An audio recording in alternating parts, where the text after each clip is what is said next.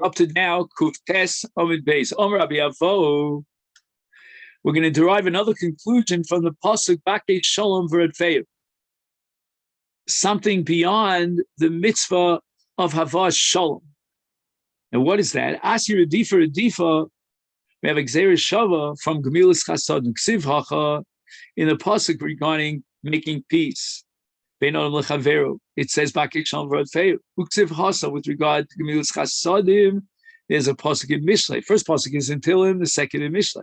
Rodef stuck over Chesed, Yimtza Chaim stuck over Chavo.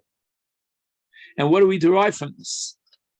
That the pasuk in Mishlei teaches me that when someone dedicates himself to Gemilas Chasadim, he's a Rodef stuck over Chesed, then he'll find Chaim, which is Chaim in this world, and Staka, which is an Olam Haba. And so too, if someone is dedicated to Havas Shalom, he will get the Keren, he'll eat the Peros of the Schar Mitzvah B'Olam Hazeh and the Keren Kayemes Olam Haba. Hafars Nedarim, Ki Rabbi Nosson, Desadi Rabbi Nosson Omer, Hanoder Ki Ilu Bana Bama. Why did you have to add another Easter to the Torah? It's like you're adding another altar to be makriv karbanos when the Torah prohibits you to do so. We have the Beis Hamikdash. Don't create an alternative. But Makaimo, when a person, even though he fulfills his neder, but since he didn't try to make an effort to be matir, his neder is kilu hikriv alel carbon. It's as if during the time of Isur Bamos he was makriv a carbon on the bama. So he violates basically two isurim. One is for the etzem asiyas haneder, and the second is for kiyum haneder. So therefore, we have to be rodev hafares nedarim she yishtadel lemaher lahafir to be made for the nedarim. Why are we inhibited about miyun?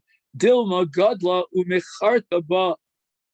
Maybe as she gets older, after she did the miyun, she'll have second thoughts about her miyun. She'll want to return to her first husband. She realized she made a mistake through miyun.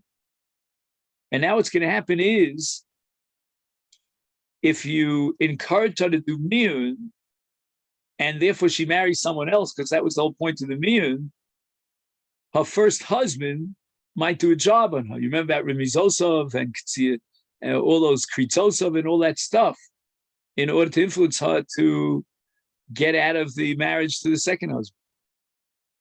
Mina Piktonos, what are Piktonos? So Gemara says, Bebar Mosa.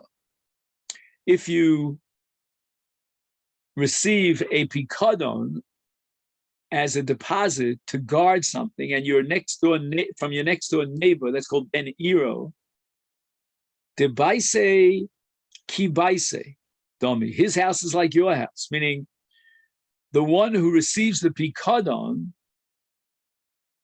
and he's kind of like watching it, he's like sharing his house with the mafkid. The mafkid feels like, you're taking care of my box of precious jewels, and I'm going to come in, regularly to check on the situation of my pikadon. And that puts the mafkid in a very dangerous position as far as the nifkad is concerned. Because once the mafkid comes in, he might actually claim that he never got the object back, when in fact he grabbed his own object back. And now he's going to be tovea the nifkad, and he's going to get paid twice. Minai ravon, what's a ravon? And the Gemara is going to take apart a pasuk now in Mishlei with three dimensions. Be'erave Shalotzion. That's a place in Shalotzion. What they do is, if you signed as a guarantor, then the malveh won't even bother going to the loveh. He'll go straight to the guarantor. So that's not a good idea in that particular city to sign arvus. My wife and I used to have a gemach, and the trickiest thing was getting people to sign arvus. So somebody came in, he would ask for a loan, and we were eager to give him a loan, but the laws of the loan is that he has to bring an Orev, and that was very complicated. And the Orev has to have a Tlush Maskora, etc., etc. But here in this place close Shlotzion, they would go directly to the Orev. They wouldn't even bother with the Lova.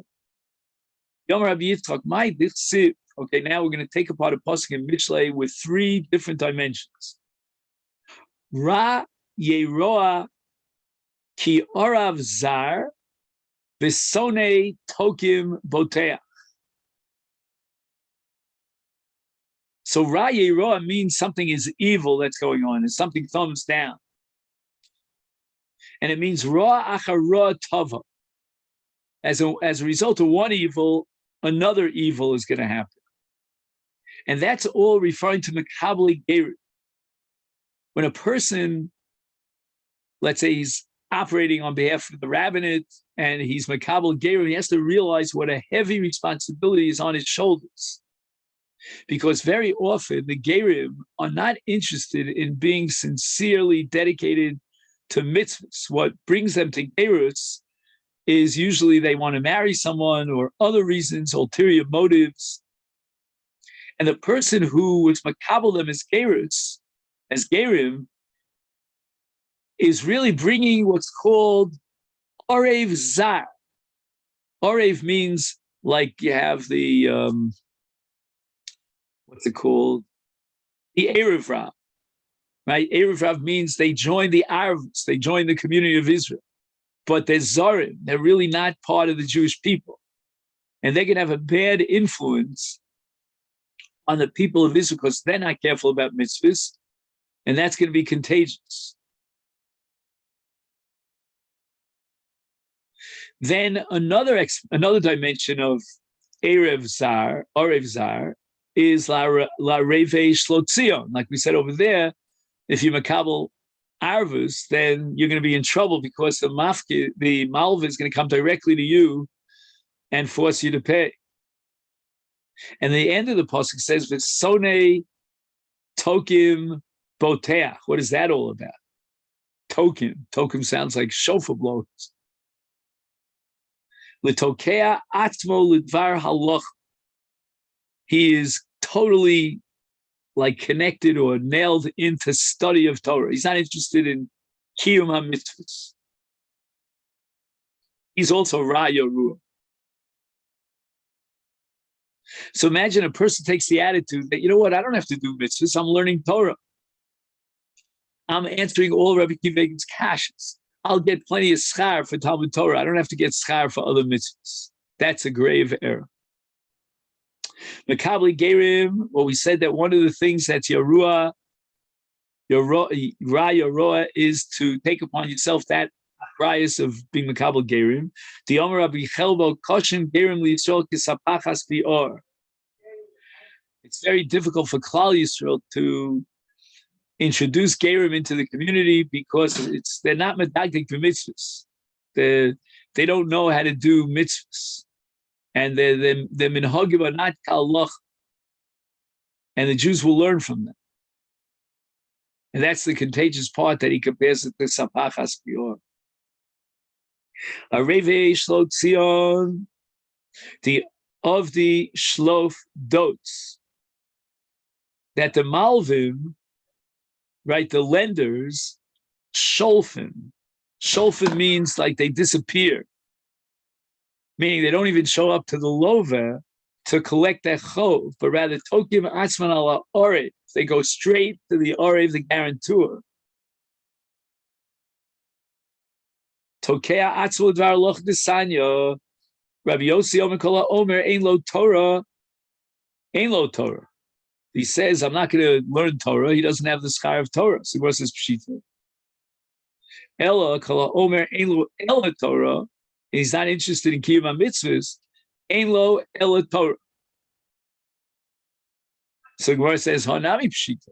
Well, what have you gained over here? Ella says the Gemara, what's the Chiddush here, Rabbi Yossi? If someone is not Mekayim mitzvahs, even if he learns Torah, not only does he not get paid for mitzvahs because he wasn't Mekayim the mitzvahs, but afilu Torah, we're not even going to reward him, he won't be rewarded for his Torah study.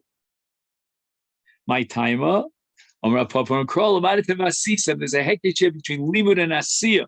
Kol sheyesh no basiyah, if he's involved and his goal is to implement the mitzvahs, yesh no bilamida, he'll get schar for his study. But kol sheyesh no basiyah, if he's not interested at all in implementing the mitzvahs, then ain't of schar limud. Let's go back to our original understanding. Omer ein lo ela Torah, ein lo ela Torah. And now you ask the question, Pshita. If he says he's only going to learn Torah, then he's only going to get schar for Torah. There's a havamina that someone who learns Torah, even though he's not Makayah the mitzvahs, he'll get schar for kiyum mitzvahs. How? Not only does he learn Torah, he teaches Torah. And as a result of his teaching of the Torah, the students go out and do mitzvahs. I would have thought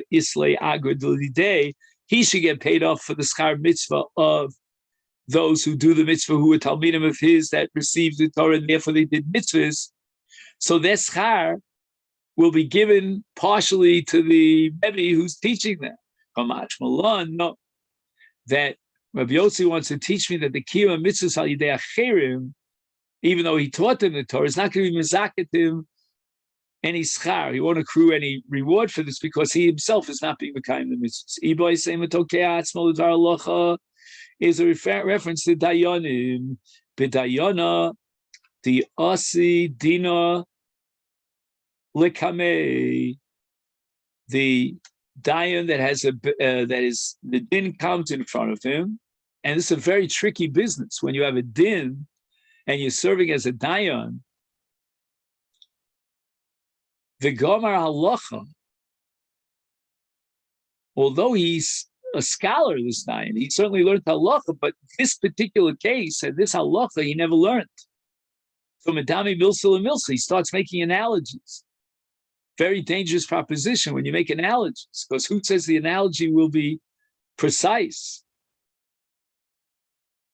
The Islay Rabbah. There's a Rav located somewhere in close proximity. He could have asked the Rav. Instead, he took it upon himself, lo azal mishlei, without going to ask the Rebbe. He says, you know what? I'm going to make my own analogies and draw my own conclusions. I'm going to be Medame Milsa and Milsa, and he deserves a klala from the Chachamim, V'roy Ligarbo Harbe, because he's lacking in Emas Hora, the fear of Hora. Don't take it upon yourself. Be very inhibited and go to the Chacham that's in the city and ask him, maybe he knows the halach exactly in this case, instead of start making analogies on your own. The Amar Rabbi Shmuel Bar Nachmeni, Amar Rabbi Yonasan, Li Olam Yira Dayan Atzmo, this concept that you have to have Yiras, Hora, Emas Hora, a Dayan should always see himself, Ki Ilu, Cherev, Munachas Lo Ben Yirei Chosav.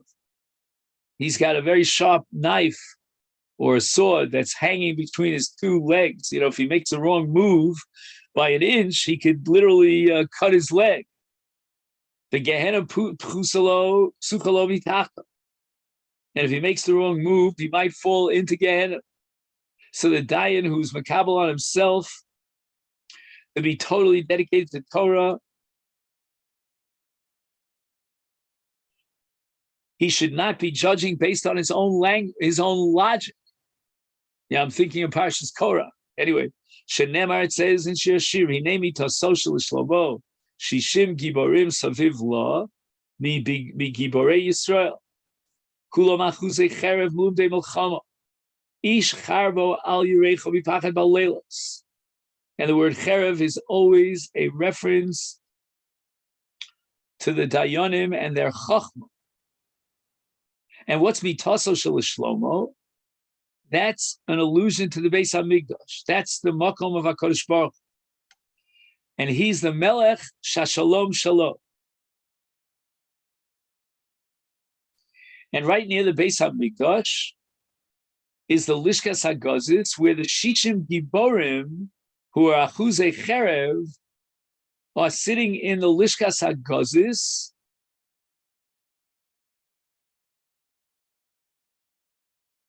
and they have to feel the fear of Mipachad Balelos, Mipachad Shel Gehenna, Shedome Lilayla.